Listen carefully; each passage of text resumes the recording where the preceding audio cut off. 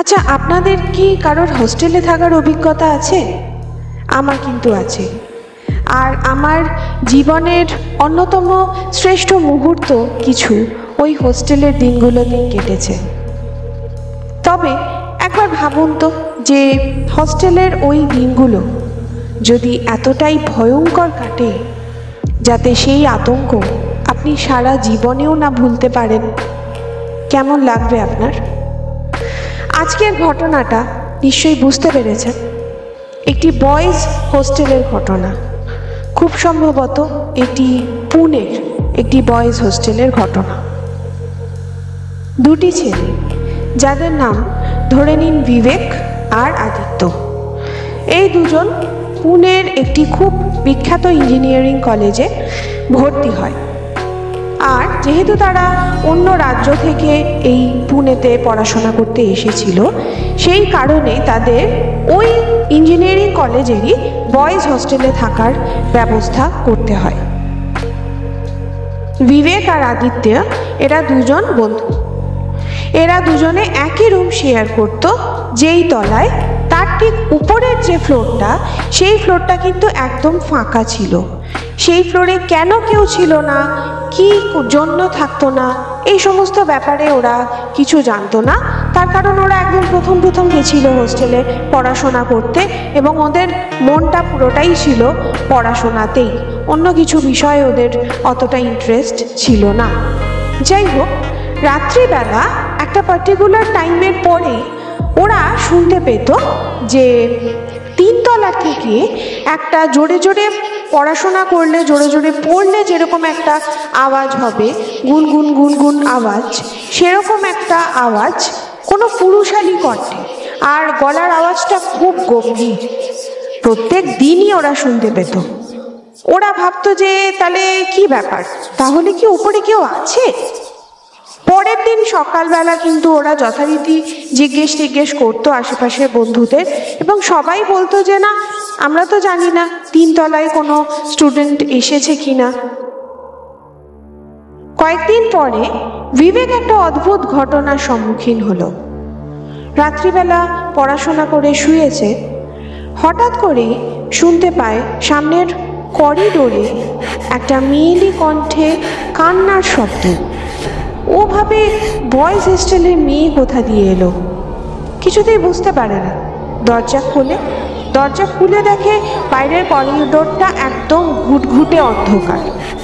ওর এবার একটু গা ছমছম করে। ও দরজা বন্ধ করে শুয়ে পড়ে। পরের দিন সকালবেলা ও আদিত্যকে ব্যাপারটা জানায়। আদিত্য কিন্তু কিছু শুনতে পায়নি। তার প্রায় দিন 10 পরে এবার সেই দিন আদিত্য কিন্তু অনেক রাত পর্যন্ত পড়াশোনা করেছে। বিবেক তখন ঘুমিয়ে পড়েছে। আদিত্যও শুনতে পায় সেই মেয়েলি কণ্ঠে কান্নার শব্দ করিডোর থেকে। আদিত্যর সাহসটা একটু বেশি ছিল বিবেকের থেকে। আদিত্য দরজা খোলে।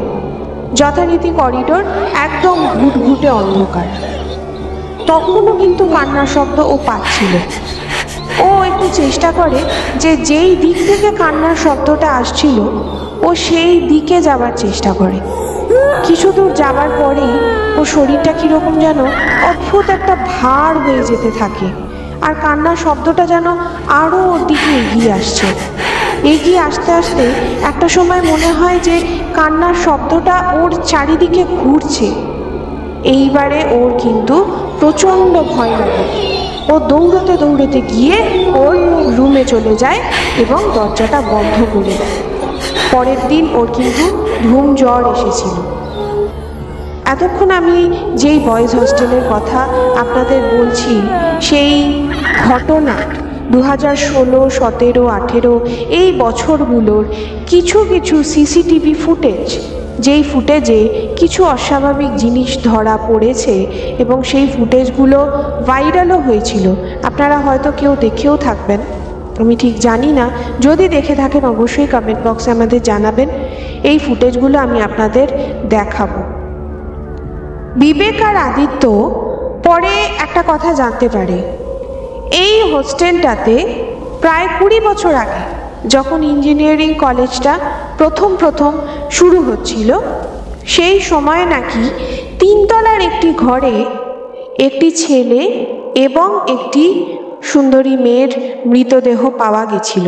তারা কারা, কি করে তারা ওখানে এলো, বয়েজ হস্টেলের মধ্যে একটা মেয়ে ঢুকলোই বা কী করে, সেই সমস্ত কেউ কিছুই জানে না। এই যে ভিডিও ফুটেজগুলো আপনারা এখন দেখতে চলেছেন, এই ফুটেজগুলো এক একটা সময়ের ফুটেজ, কিন্তু কোনো একই দিনে তোলা ফুটেজ নয়। আপনারা সেটা ডেট এবং টাইমটা দেখলেই বুঝতে পারবেন। 2016, 17, 18 এই 3টে বছরের বিভিন্ন সময়ের ফুটেজ আপনারা এখন দেখতে চলেছেন। আর এই ফুটেজের সত্যতা আমি যাচাই করিনি। কি মনে হয় আপনাদের, এই ফুটেজগুলো কি সবই বানানো? যদিও এখানে এই ফুটেজে পরিষ্কার দেখা যাচ্ছে একটি কালো ছায়াকে। আর একটা ব্যাপার আপনাদের সাথে একটু শেয়ার করি, আপনারা এই ফুটেজে করিডোরের একটা ফুটেজ দেখতে পাবেন, যেই ফুটেজে একটা মানুষের পক্ষে ওইভাবে সুইং করে ফ্লোরের উপর দিয়ে গড়িয়ে যাওয়া সম্ভব নয়। যাই হোক, এর সত্যতা আপনারাই যাচাই করবেন, আপনারাই বুঝবেন। যেটাই মনে হোক না কেন অবশ্যই কমেন্ট বক্সে আমাদের কমেন্ট করে জানাবেন। আর আজকের ভিডিওটা যদি ভালো লাগে তাহলে অবশ্যই লাইক, শেয়ার এবং সাবস্ক্রাইব করবেন, আর বেল আইকনটা ক্লিক করতে ভুলবেন না।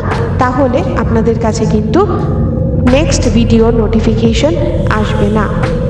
আর আপনাদের যদি আমাদের সাথে আপনার কোনো অভিজ্ঞতা বা জানা কোনো অভিজ্ঞতা শেয়ার করার থাকে, তাহলে অবশ্যই আমাদের নিজস্ব ফেসবুক পেজে ইনবক্স করতে পারেন, অথবা আমাদের মেল আইডি দেওয়া আছে ডেসক্রিপশন বক্সে, ওখানে গিয়ে আমাদের মেলও করতে পারেন।